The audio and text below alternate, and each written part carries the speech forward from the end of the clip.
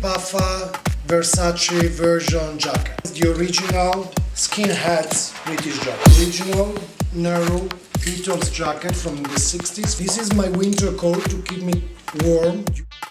It's one of a kind, as you see, it's been designed like by me, and he has my monogram, hand embroidered inside, and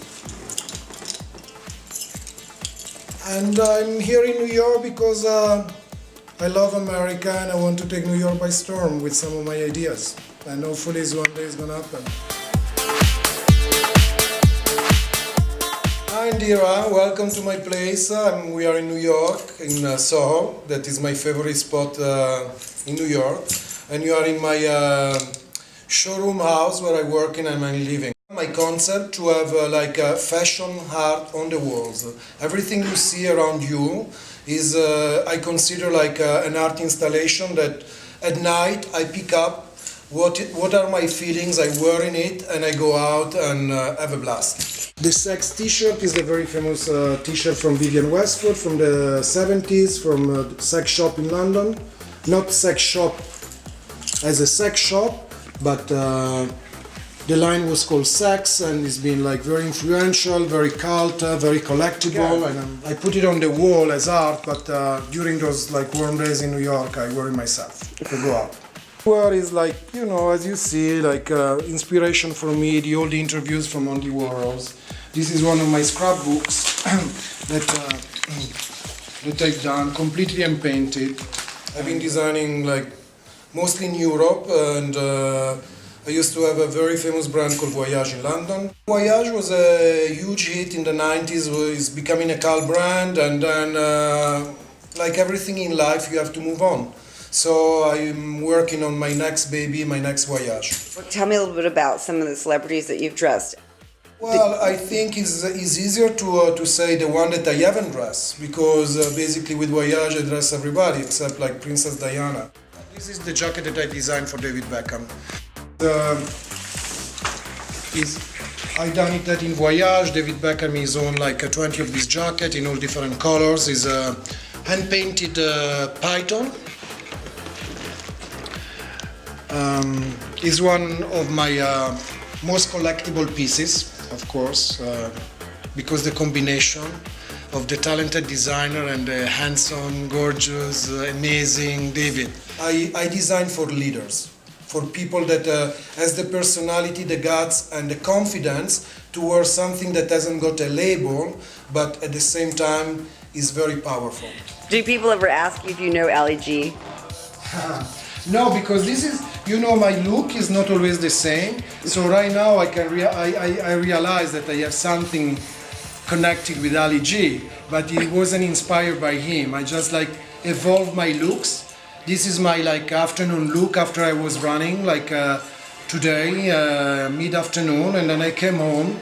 I know I have this interview, but I have to look cool and different. So I put on this stuff, and I think at the end of the day, it doesn't matter how much we're growing and older we get, we still kids, we still child, we still like missing our childhood.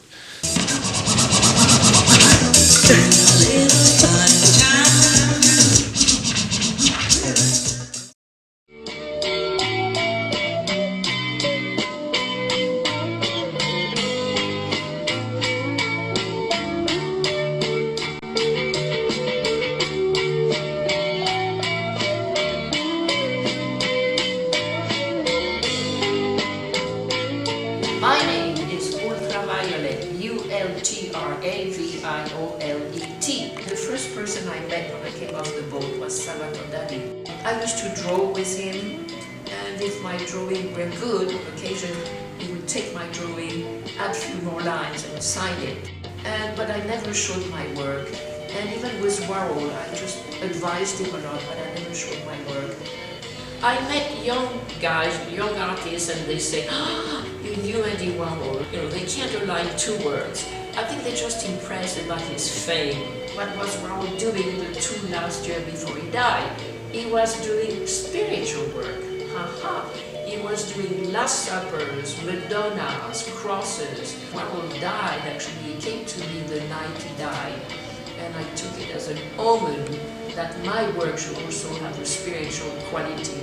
So from 1991, I started to show my work, and I was a working artist. And today I am a very hard working artist. I don't go out because I don't have the time, and I'd rather work. Nothing makes really sense, you know, in this picture. I'm trying to put opposites together. I'm trying to make sense of my life too.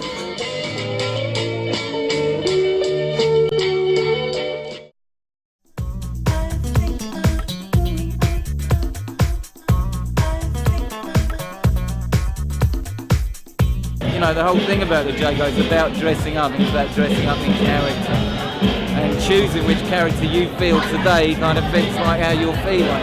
Because the whole thing about what we do is about using fabrics that are kind of built-in obsolescence from the fashion industry. So we use old things.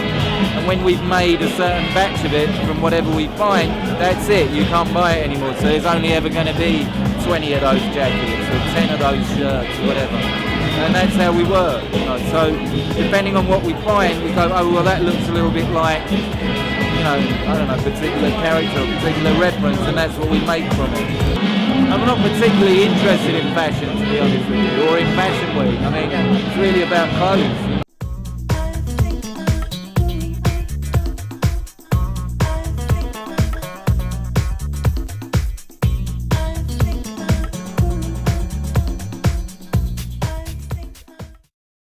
Hi, my name's Nathaniel Racco.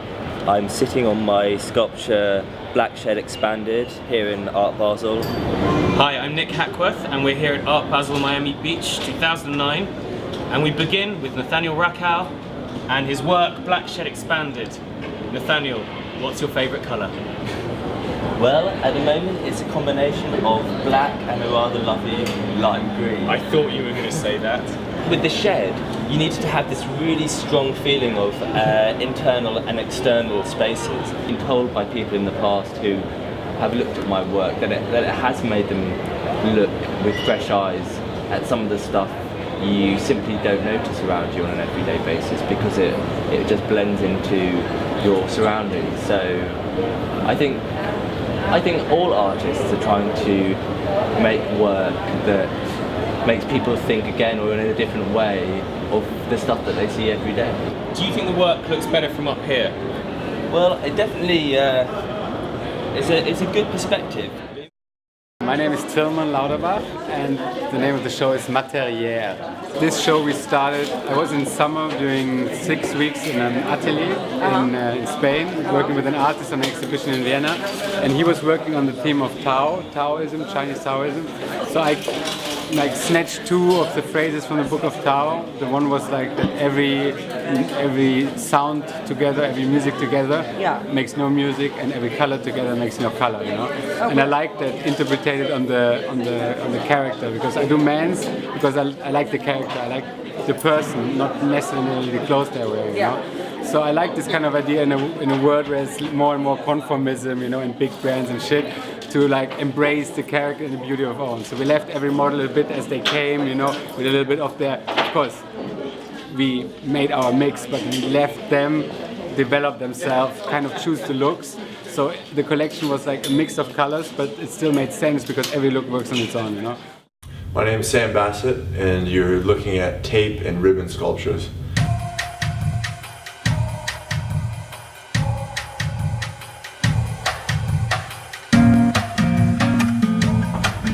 It's a representation of existence, life, you know, but within that it's whatever anyone wants to interpret. But it's a diagram and a structure to help you analyze and look at life in a different way, look at the world in a different way, however that might materialize. The tape represents whatever you'd like, but it's a nod to history and life's line, stretching and fighting through different phases of the creative process, whatever that might mean. Any bag, $10, girls, any bag. So I'm just curious, you know, do they not arrest people that sell stuff? Like, you know, why do you never see people getting arrested? Well, you do. It's just that these blocks are designated. Designated for sales, Yes. for market sales, and so they don't mind if it's, you know, Counterfeit. they don't care. Not really. No. I mean, you know, you're supposed to have your license and your tax stamp. As long as you have your license and your tax stamp, then it's okay to sell counterfeit goods. But it balances it out. I mean, How much is that? 50. If this is real. What do you think it is? Is that real? Where you going, baby? Hey, sweetheart, this is Canal Street. You know what this street is about? Canal Street about? Wholesale markets, everybody's marketing, everybody's wholesale. And a whole bunch of Chanel, Gucci, Prada, Fendi, Burberry. Chanel? Yes. Where are they? Behind the ATM spot. They have the new move. Yeah. Gucci, Prada, Fendi, Burberry. Take a look, just take a look. Take a look. You want the good looking one, talk to the boss. Des jeunes filles romantiques, fraîches, mais qui sont de 2010. De 2010 tout de même. Donc c'est pas une évocation.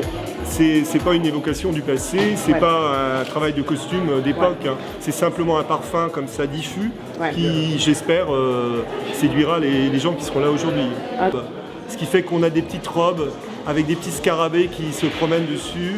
Des petites robes en mousseline très légères qui sont ponctuées de petites fleurs qui pourraient faire penser à des papiers anglais, des papiers peints anglais ou à des tasses de porcelaine anglaise qui sont elles aussi peintes avec des petites roses, un côté très frais, très léger, un peu naïf.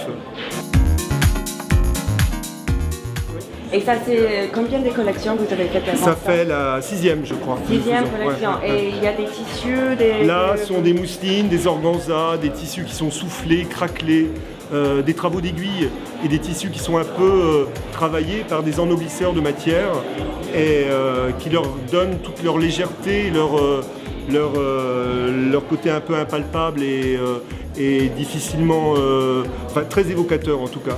Christophe Josse Couture, collection Printemps-été 2010. Merci. Merci à vous. Merci, au revoir.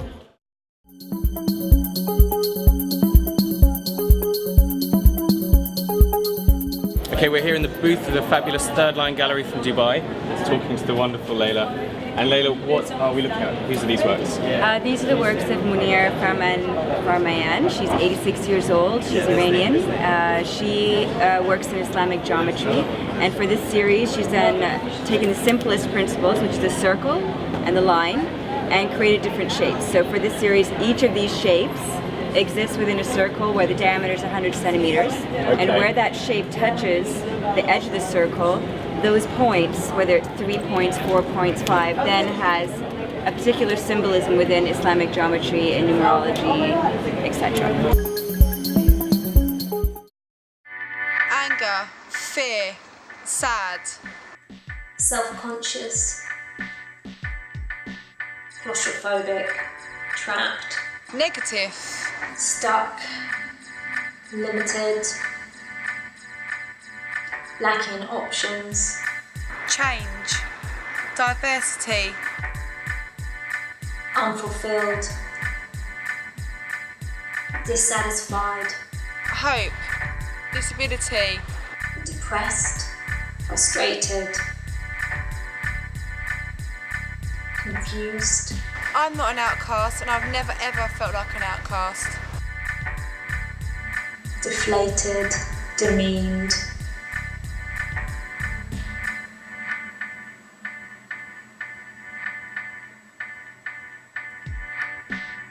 Cynical.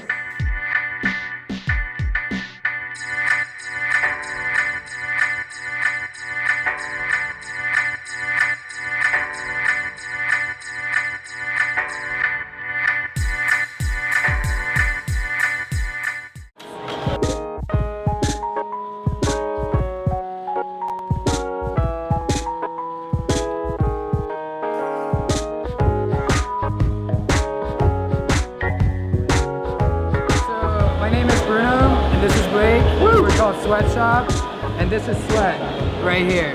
And that's Sweat. This is Sweat, and we're here to make you sweat. And we invented this way to paint video with paint rollers. That uses technology to kind of create new experiences for people. What's going on here? Well, me and Bruno both used to be ravers. And we really like to party. And so we thought, you know, let's bring like a fucking rave to Scope Art Festival. And let's paint video. I'm Bruno. And I'm Blake. And we're called Sweatshop.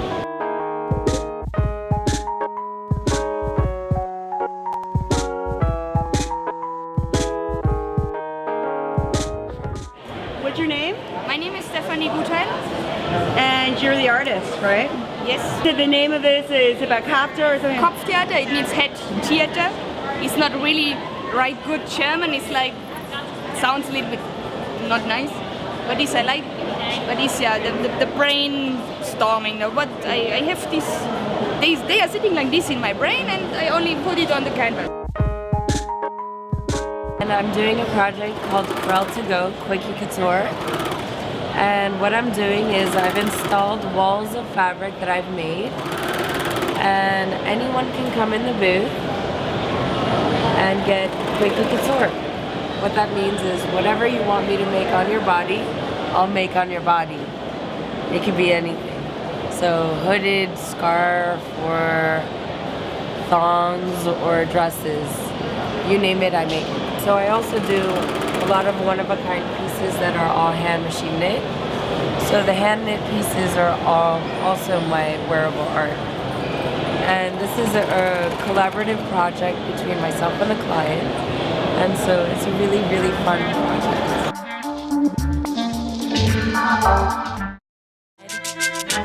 And just walk on by. You wanna openly admit that you use me? You need to openly submit to my bruises, bitch. Prepare to publicly get sick with the Uzi. All of you losers. My name is Janine Gordon. I'm an artist. I live in Brooklyn, New York. I also am a rapper. I've been shooting photography since I was 13. Master's degree at NYU. And I started to shoot, I was doing painting and then started doing photography with these gang kids and mixing it all up into these installations. And they were like crazy kids that I would hang out with. They would take their pants down in a second. You know, we'd smoke blunts, we'd run around, I'd shoot them tagging, I'd go on missions with them, I'd listen to their stories, they'd come over, we'd rap together. I'm still friends with a lot of these kids, whoever's still alive, you know, or not locked up.